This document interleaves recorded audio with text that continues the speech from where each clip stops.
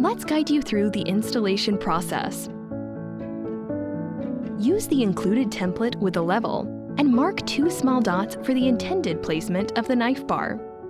Drill 2 holes on the marked dots, the same size as the included anchors.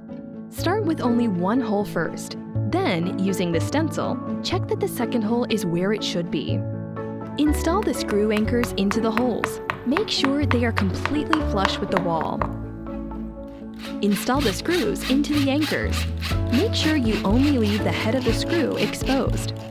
That's it! Now you can simply place the bar over the screws.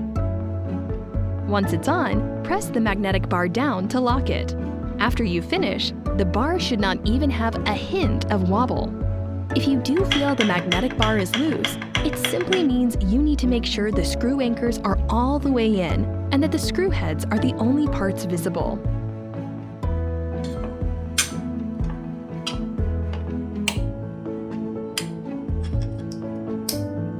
Easily grab the proper knife and start cooking.